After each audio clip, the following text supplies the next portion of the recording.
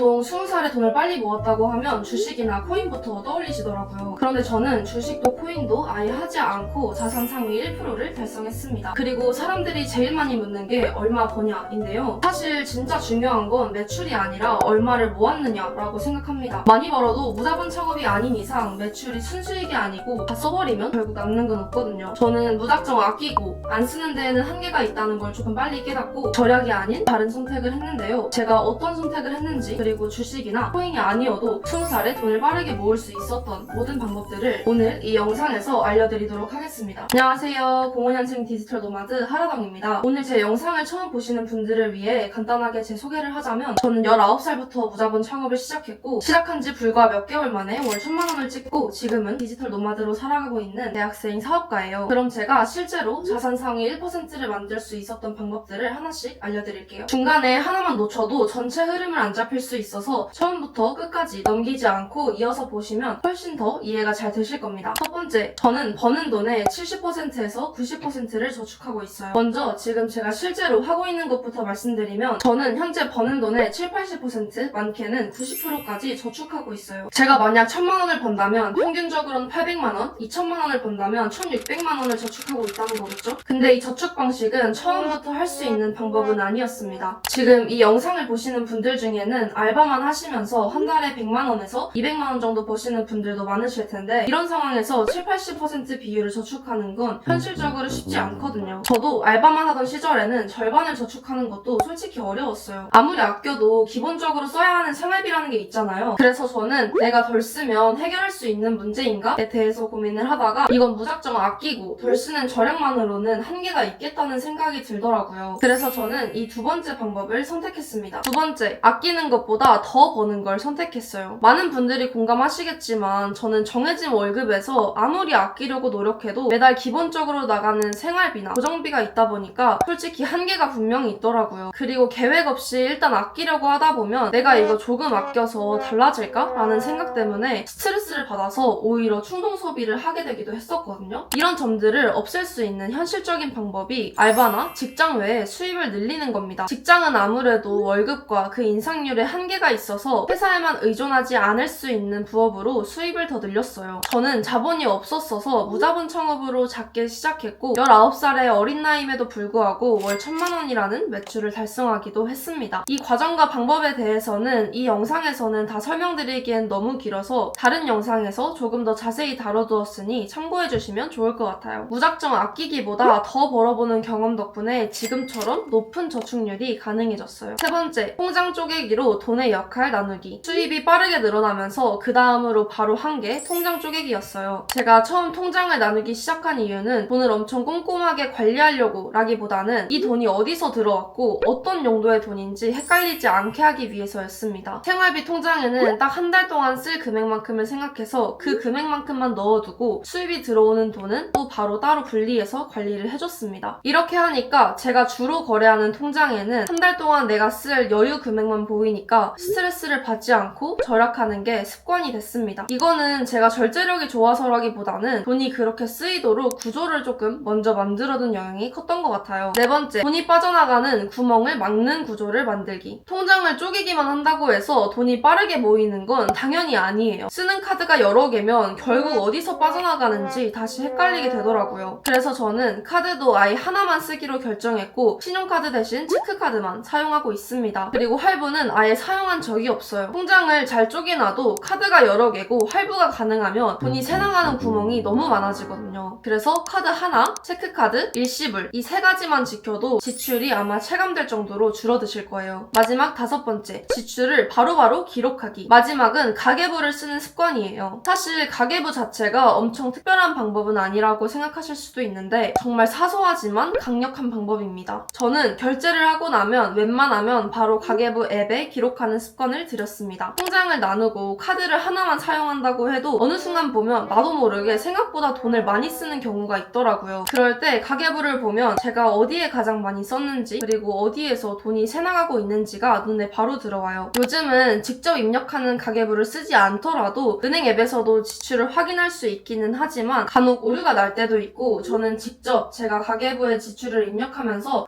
이번 달엔 조금 덜 써야겠다 라는 생각도 할 수 있어서 가계부를 방법을 애용하고 있어요. 그리고 저는 종이가계부와 가계부 앱을 모두 사용해봤는데 종이가계부는 아무래도 까먹을 때가 많아서 앱을 사용하고 있어요. 제가 사용하는 앱은 위풀가계부인데요. 수입에는 제 실제 수입이 아니라 제가 이번 달 쓸 금액만 임의로 기입을 해두고 그 금액 내에서 지출을 기록하는 방식으로 하고 있습니다. 정리해보면 제가 20살에 돈을 빠르게 모아서 자산 상위 1%를 달성할 수 있었던 데에는 특별한 재테크를 해서가 아니라 무작정 아끼는 대신 수입을 늘리는 선택을 했고 돈이 새나가지 않도록 구조를 만들고 그 구조를 유지하는 습관을 만들어서 라고 생각해요. 이 중에서도 돈이 빠르게 모인 터닝포인트는 무자본 창업을 시작하게 된 덕분이라고 생각합니다. 주식이나 코인을 하지 않아도 돈은 충분히 빠르게 모을 수 있었어요. 제가 오늘 영상에서 다루지 못한 부분이나 더 궁금한 내용이 있다면 댓글로 편하게 남겨주세요. 어떤 내용이든 여러분들께 도움이 될 수 있는 방향으로 하나씩 영상을 만들어 보도록 하겠습니다. 그럼 다음 영상에서 봐요.